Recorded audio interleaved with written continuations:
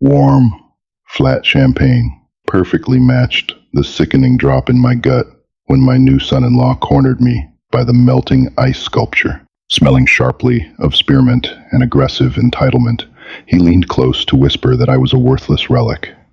He had absolutely no idea what I did for a living. The reception hall smelled heavily of roasted lamb that no one was eating, and 1,000 wilting white orchids.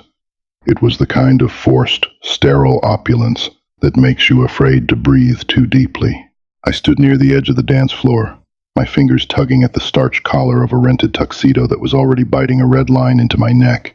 My daughter, Sophie, was out there in the center of the room. She looked ethereal, wrapped in layers of ivory silk, laughing as she spun under a chandelier that probably cost more than my first mortgage.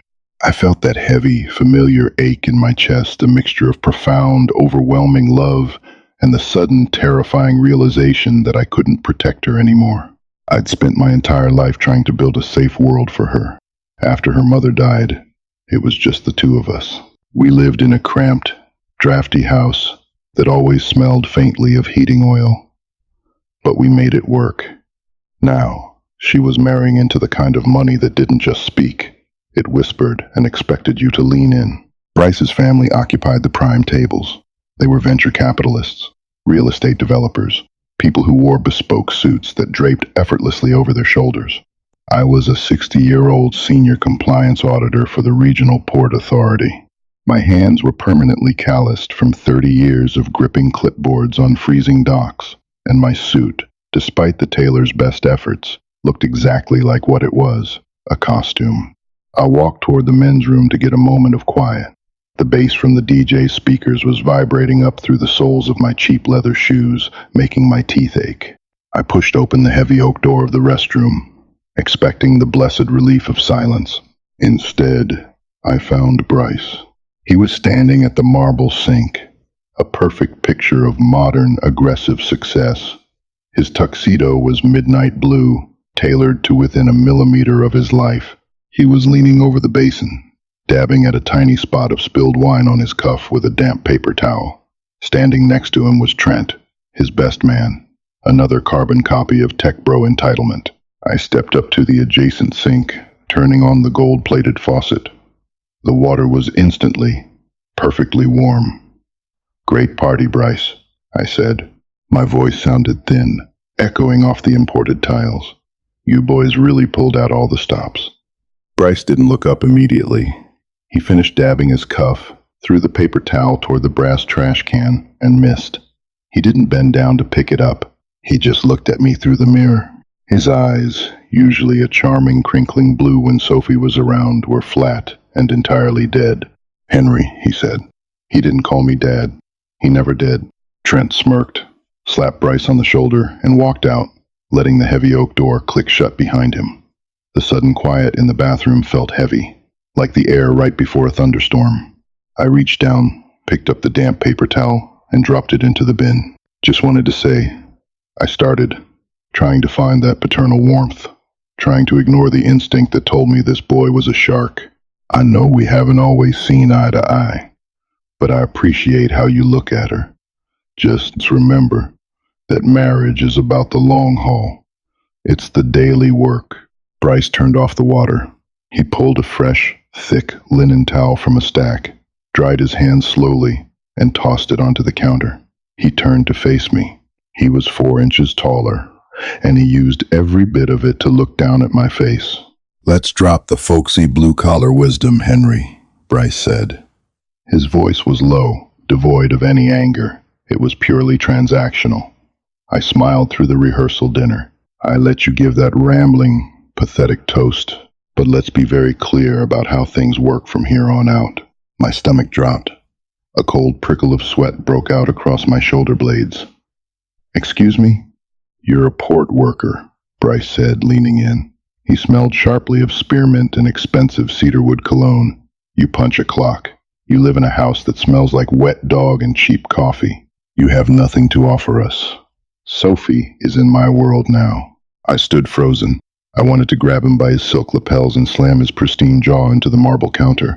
My hands twitched, but my mind flashed to Sophie. If I hit him, I ruined her wedding day. I became the violent, unhinged father-in-law. I would lose her forever. Bryce saw my hesitation and smiled a thin, bloodless stretching of the lips. You're worthless to our future, Henry. You're a prop for the photos. Go back out there, eat your dry chicken, smile for the cameras, and understand that from tomorrow onward, your involvement in our lives is strictly ceremonial. Are we clear? He didn't wait for an answer. He adjusted his cuffs, flashed a practiced, dazzling smile at his own reflection, and walked out of the restroom. I stood alone in the silence. My hands were shaking so hard I had to grip the edge of the cold marble sink to steady myself. A hot spike of shame burned in the back of my throat, tasting like pennies and bile. I wasn't a hero in that moment. I was just a tired old man in a cheap suit, humiliated by a boy who hadn't lived half as much life as I had. Walking back into the reception hall felt like stepping into an alien landscape. The bass line of a generic pop song thumped against my chest, a physical assault. Strobe lights swept across the room, catching the glint of expensive jewelry and the forced, blinding smiles of people I didn't know. I looked for Sophie. She was near the edge of the patio, laughing, her head thrown back. Bryce had an arm wrapped tightly around her waist. To anyone else, it looked protective, loving. To me, it looked like a clamp. Tell her, a voice screamed in my head. Walk up there, grab the microphone, and tell her exactly who she just married. But the reality of the world isn't a movie. I looked at her face, radiant, exhausted, utterly convinced she was living out a fairy tale. If I walked up there and repeated what Bryce had said, what would happen? He would deny it. He would look at her with those soft, crinkling blue eyes and say, "Soph, honey, your dad is drunk," or "he misunderstood me." He would gaslight her, and in her desperation to save her perfect day, she would believe him. She would look at me with pity, or worse, resentment. I couldn't do it. My cowardice felt like a physical weight pressing down on my lungs. I walked over to the table, picked up a glass of water, and drained it. It tasted faintly of chlorine and ice. I caught the eye of one of Bryce's aunts, who offered me a tight, sympathetic smile that clearly said, "Look at the poor man, totally out of his depth." I didn't say goodbye to Sophie. I told one of the bridesmaids, a girl in a dusty rose dress that looked like a bruised plum, to tell her I had a migraine and didn't want to ruin the vibe. Then I turned and walked out the back doors. The transition from the stifling, perfume-heavy air of the ballroom to the crisp, damp night air was violently sharp. It had rained while we were inside. The wet asphalt smelled rich and metallic. I handed my crumpled ticket to the valet, a kid no older than 20. He pulled up my 2012 Ford F-150. It idled with a familiar rhythmic ticking, standing out like a rusted tractor among the sea of polished Mercedes and Teslas. I tipped him a 20, probably more than I should have, but I needed to feel like a human being again and climbed into the cab. The drive home was suffocatingly quiet. I didn't turn on the radio. The yellow glow of the streetlights washed over the dashboard, illuminating the dust motes dancing in the cold air from the vents. My knuckles were white on the steering wheel. The leather was tacky beneath my palms. Every mile I drove, Bryce's voice echoed in my head. Worthless. A prop. Nothing to offer. I remembered holding Sophie in the hospital. I remembered working double shifts to pay for her braces, eating cold canned soup in the break room so she could go to the good summer camp. I remembered the pride in her eyes when she graduated college. I hadn't given her a fortune, but I had given her a foundation. Bryce didn't understand foundations. He only understood facades. I pulled into my driveway. The house was dark, settling into the night with its familiar creaks and groans. I walked through the front door, the silence rushing up to meet me. I didn't turn on the overhead lights. I walked straight into the small, wood-paneled room I called my study. I took off the rented tuxedo jacket and threw it onto a chair. I unclipped the cheap bow tie and popped the top button of my shirt, gasping in a deep breath of air that smelled of old paper and the lemon wax I used on my desk. I walked over to the small cart in the corner and poured myself 2 fingers of cheap $12 blended scotch. It burned going down, harsh and unrefined. Perfect. Then I sat down at my desk and pressed the power button on my battered 5-year-old Dell laptop. The screen flickered to life, casting a harsh, cold blue light across my face. Bryce called me a clock-punching port worker. He wasn't entirely wrong, but he had fundamentally misunderstood what a senior compliance auditor for the Regional Port Authority actually does. I don't just count boxes. I am the invisible ghost in the machine of global logistics. I see the flow of every single piece of freight, every customs declaration, every bill of lading that enters the eastern seaboard. I track the lies corporations tell governments. Bryce was the senior vice president of operations at OmniFreight, a Silicon Valley darling that claimed to have disrupted international shipping. They had just raised $60 million in Series C funding. They were untouchable, or so he thought. I cracked my knuckles, the sound loud in the quiet room. "Let's see what you're built on, you arrogant son of a bitch," I whispered to the empty room. The digital clock in the bottom right corner of my screen read 2:14 a.m. The house was completely silent, save for the rhythmic, wheezing spin of my laptop's cooling fan. My eyes were dry, burning from the glare of the monitor, but my mind was sharper than it had been in a decade. Ending someone's career doesn't look like a Hollywood movie. There are no cascading lines of green code, no frantic typing while a progress bar races to 100%. Real destruction is tedious. It is quiet. It is buried in spreadsheets, cross-reference PDFs, and regulatory compliance filings. OmniFreight's entire pitch to their venture capitalists was built on proprietary algorithms that supposedly bypassed port congestion, utilizing a network of ghost warehouses and direct-to-rail transfers. Bryce had been the architect of this system. He had done a glowing profile in Wired magazine just 3 months ago, smiling that dead-eyed smile from a shipping yard, wearing a hard hat that had clearly never seen a day of actual labor. I opened a secure portal. As a senior authority official, my credentials granted me access to the Federal Waybill Registry, a massive, unglamorous database that tracks the physical movement of every container ship and its cargo. I started pulling OmniFreight's public operational reports, the ones they gave to their investors to secure that $60 million. Then, I opened a second window and pulled the raw, unedited federal customs declarations for the same fiscal quarter. I set them side by side. By 3:30 a.m., I found the first crack. It was a discrepancy in a shipment of lithium-ion batteries from Shenzhen. OmniFreight claimed to have moved 400 TEUs, 20-foot equivalent units, through the port of Newark in under 48 hours. But according to the federal manifest, only 80 TEUs had actually cleared customs. My heart did a slow, heavy thud against my ribs. I leaned in, my nose inches from the screen. Where did the other 320 containers go? I spent the next hour tracing the shell companies. Bryce wasn't a genius. He was just banking on the fact that venture capitalists in expensive suits don't know how to read a bill of lading. He was using a practice we call ghosting. OmniFreight was logging phantom shipments, moving empty containers, or double-counting containers that belonged to other logistics firms to artificially inflate their volume numbers. They weren't a disruptive tech company. They were a Ponzi scheme wrapped in an app. I poured myself a second glass of scotch. It tasted like ash, but I didn't care. The anger that had been vibrating in my chest all night had cooled into something hard, dense, and absolute. Bryce had looked at me and seen a worthless nobody. He failed to realize that the nobodies are the ones who write the rules. We are the ones who audit the ledgers. By 5 a.m., the sky outside my window began to turn a bruised, pale gray.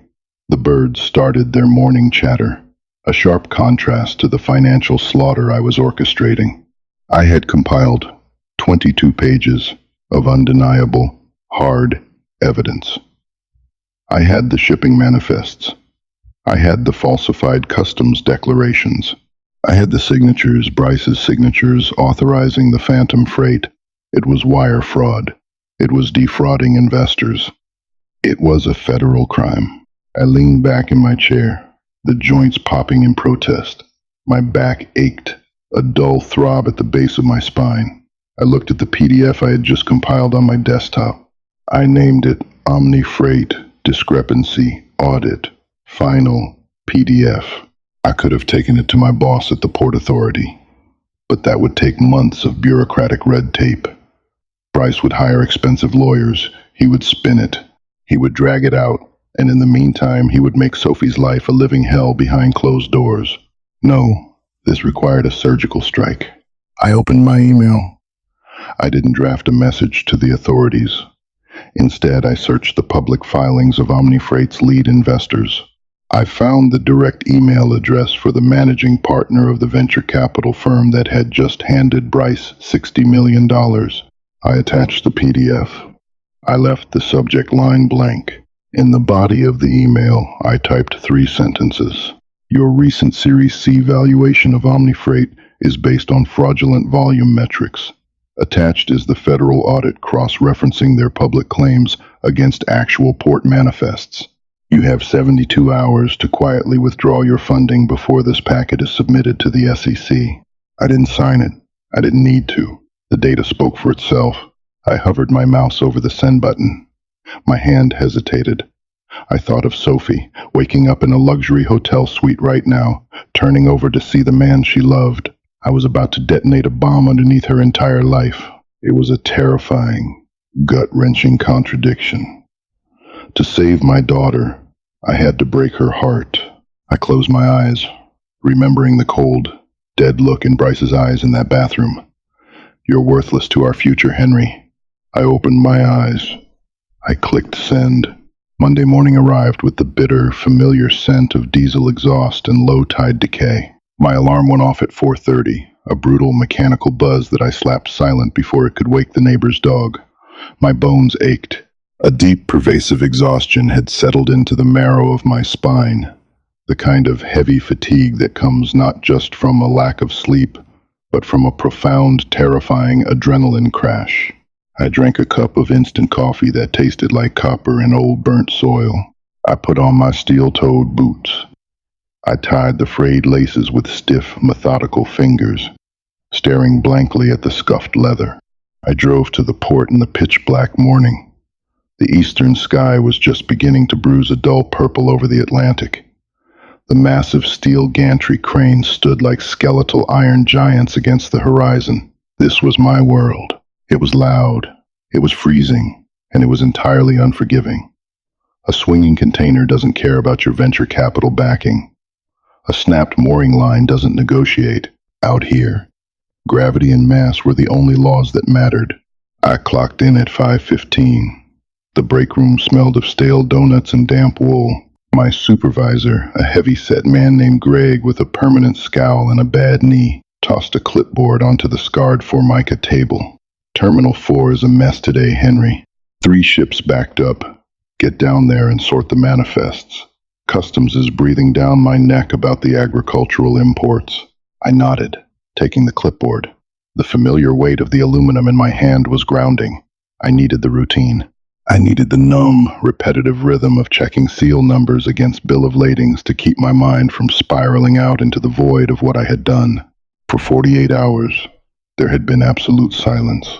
I spent Monday walking the concrete docks, the freezing ocean wind whipping my high-visibility jacket against my ribs.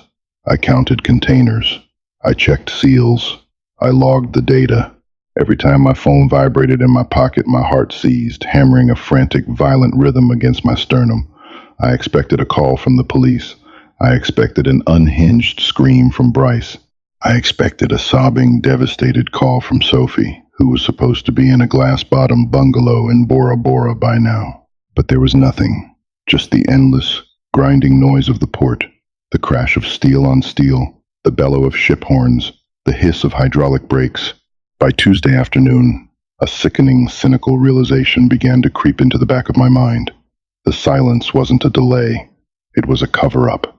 I stood under the awning of a corrugated metal warehouse, watching a freezing rain turn the dockyard asphalt slick and black. I pulled out my phone and stared at the dark screen. Of course, they weren't going to blow up their own investment. The venture capital firm Peterson and Hayes had already committed $60 million. If they exposed Bryce's fraud, they exposed their own catastrophic failure in due diligence. They would look like fools to their limited partners. The corporate world didn't operate on justice or truth. It operated on damage control. They would quietly fire Bryce, cover the losses, and bury the audit. Bryce would get a golden parachute, a non-disclosure agreement, and he would fail upward into another executive role. He would still have Sophie. He would still be the untouchable shark, and I would still be the worthless relic, holding a clipboard in the freezing rain. The thought made me physically nauseous. A sour, hot bile rose in the back of my throat.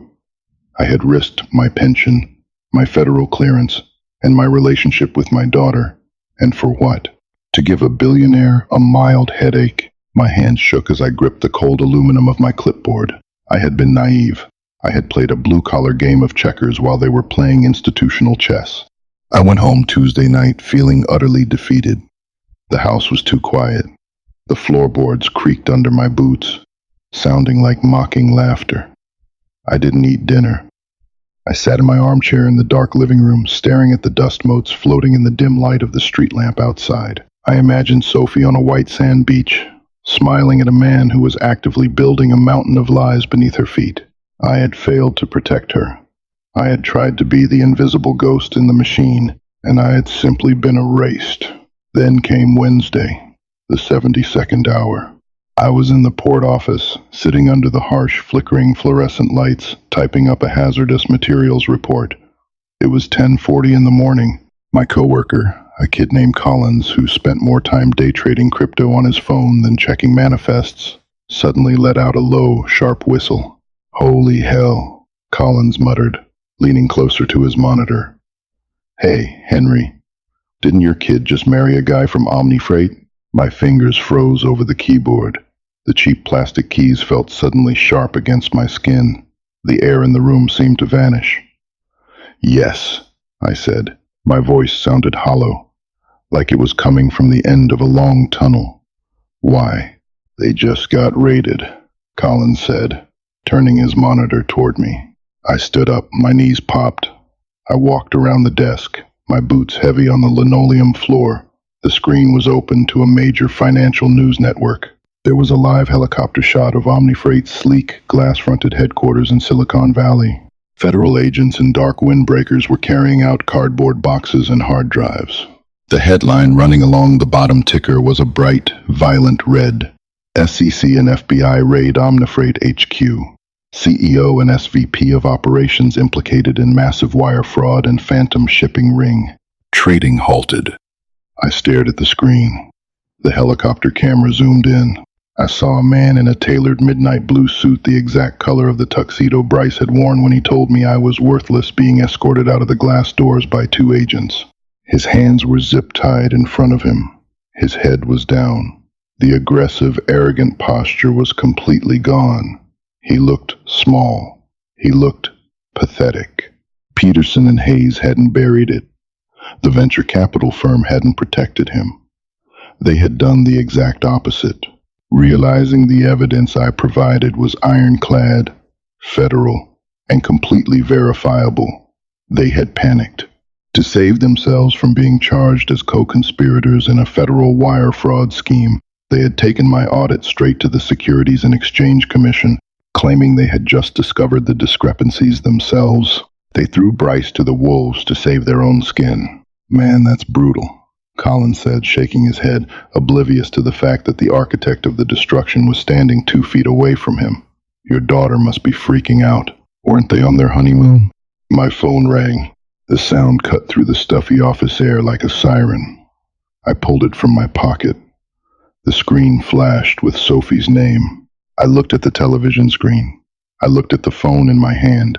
The weight of what I had just done hit me like a physical blow to the chest. I hadn't just ended a career.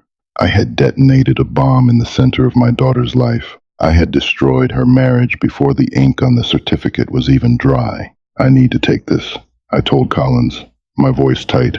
I walked out of the office, stepping into the freezing, salt-heavy wind of the docks. I walked until I was standing behind a stack of rusted shipping containers, completely hidden from the rest of the world. The smell of oxidation and dead fish was overwhelming. I pressed the green button and lifted the phone to my ear. "Sophie?" I said. My voice broke. Dad. It was just one word, but the sound of it tore a ragged hole straight through my heart. She wasn't crying. She sounded entirely hollowed out, like someone who had just survived a terrible car crash and was wandering around the wreckage in deep shock. Dad, there are police here. At the resort. Her breath hitched. A dry, ragged sound. They took his passport. They arrested him in the lobby. We were just walking down to breakfast. He dropped his coffee. Dad. It went everywhere. And they just took him. Where are you? I asked, my grip on the phone tightening until my knuckles ached. Are you safe? I'm in the room, she whispered. The panic was starting to bleed through the shock now, her voice rising in pitch. They're asking me questions about bank accounts I don't know anything about. Bryce told me to call his lawyer. He was screaming that it was a mistake, a bureaucratic error. He said someone set him up. I closed my eyes.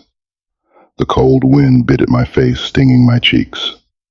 Someone set him up. He was already spinning the lie. Even with his hands bound, he was trying to manipulate the narrative. Listen to me, Sophie, I said, forcing my voice to be a deep, calm anchor in the middle of her storm. Do not answer any questions. Do not sign anything. Pack your bags right now.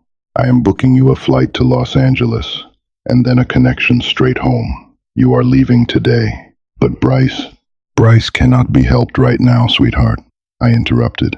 It felt brutal, but I couldn't let her get dragged into the federal crosshairs. You are not a suspect, but you are his wife. You need to get out of that jurisdiction immediately. Pack your bags. There was a long silence on the line. I could hear the faint, muffled sound of tropical birds in the background of her call, a grotesque contrast to the nightmare she was living.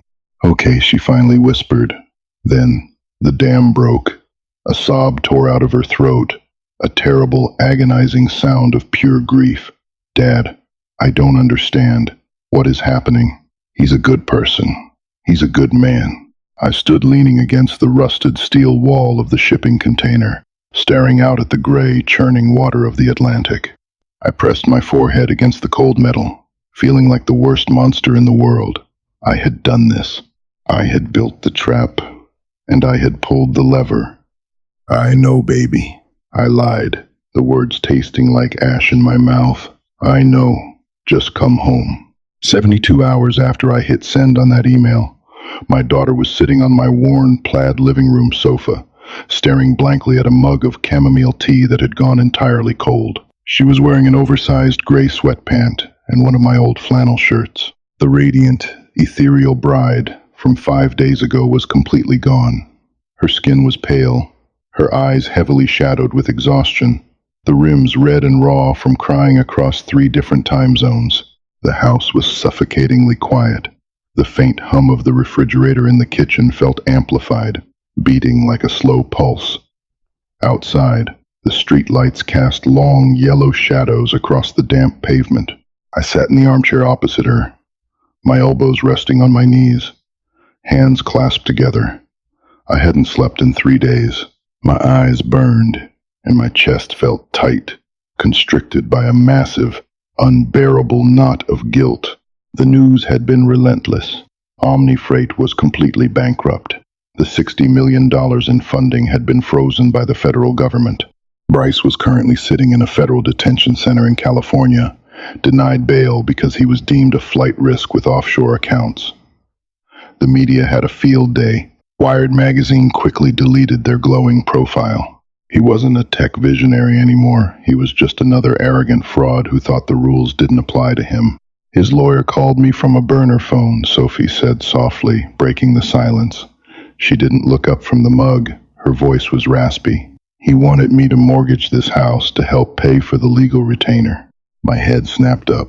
A hot spike of pure rage lanced through my exhaustion.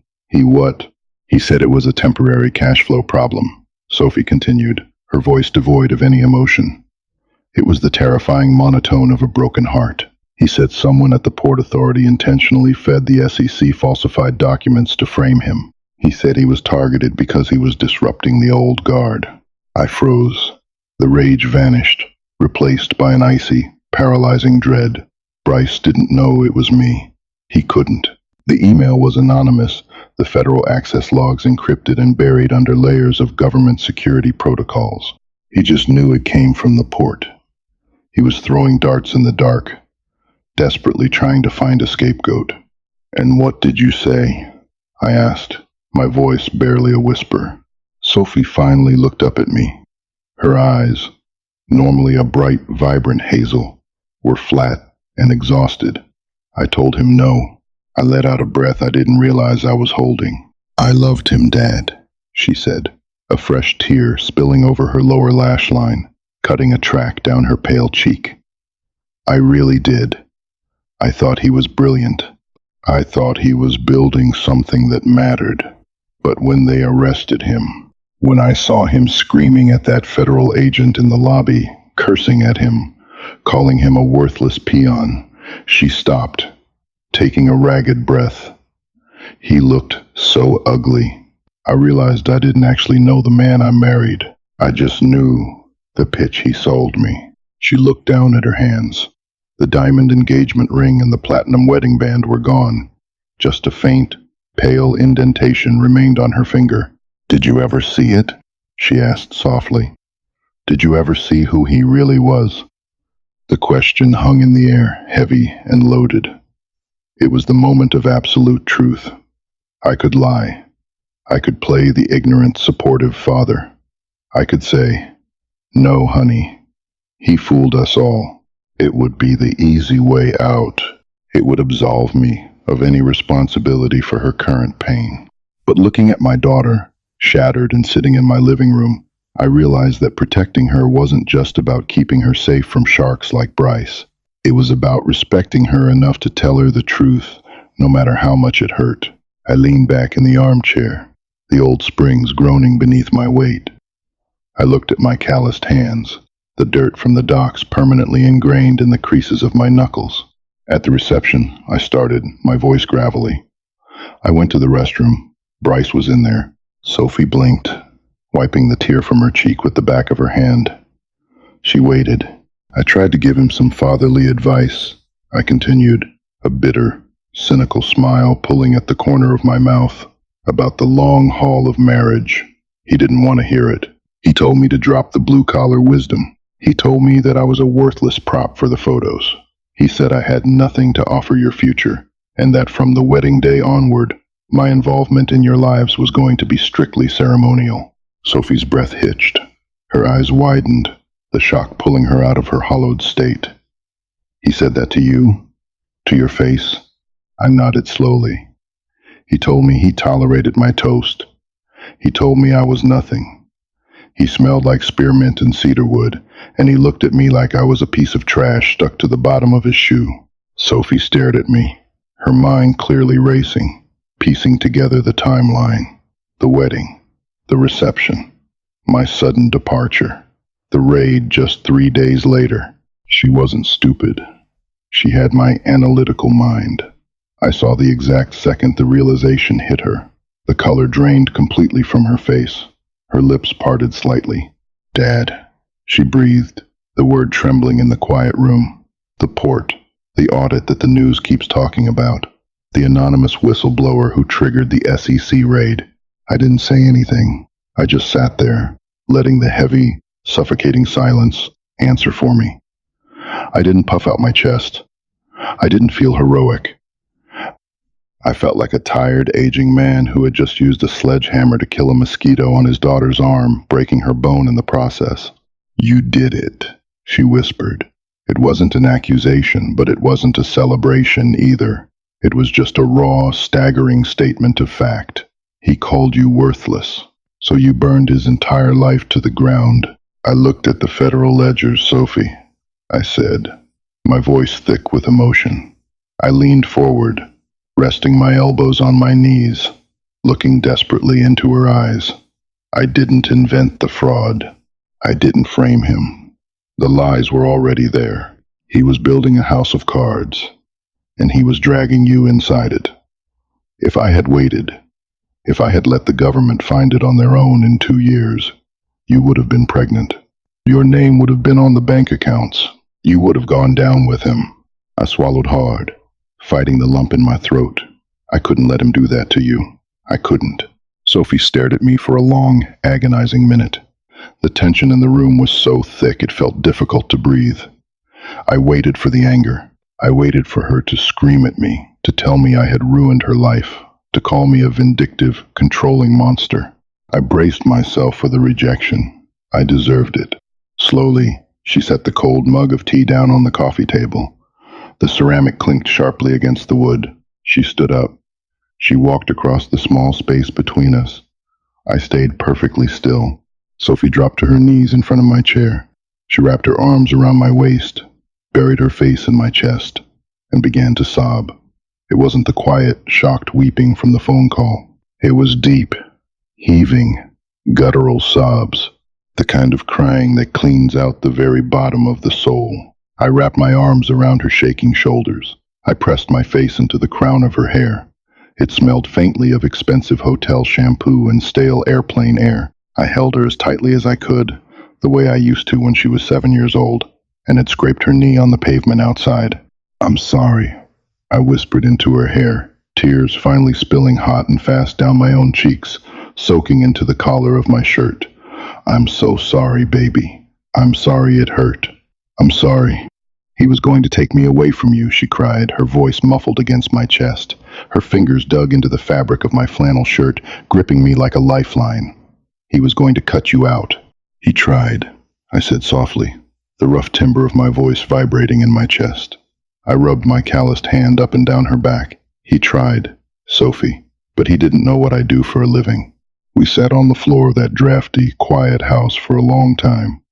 The street lamp flickered outside. The refrigerator hummed. The world outside was obsessed with the spectacular collapse of a Silicon Valley prince. They were fascinated by the millions of dollars lost, the FBI raid, the dramatic courtroom battles to come. But none of that mattered in this room. Bryce had looked at me and seen a prop. He had seen a relic of a dying blue-collar world. He had fundamentally misunderstood the nature of the foundation I had built. My daughter was broken, but she was safe. The healing would be long, messy, and complicated. There would be legal fees, annulment papers, and days where the grief would pull her back under the water. But she was home. She was out of the illusion. I held her as her crying slowly turned into exhausted hiccups. I rested my chin on her head, looking out the window at the dark street. The air in the room didn't smell like wilting orchids or expensive spearmint cologne anymore. It smelled like old wood, heating oil, and truth. It smelled like reality. And for the first time in 72 hours, I finally took a deep breath. Thank you for listening to this story. Sometimes the most invisible people hold the most power, and true protection means making the hardest, quietest choices. If Henry's choice resonated with you, or if you've ever had to deal with an arrogant bully who underestimated you, please leave a like, share your thoughts in the comments below, and subscribe to the channel for the final parts of this story. Your support helps bring more grounded, real stories to life.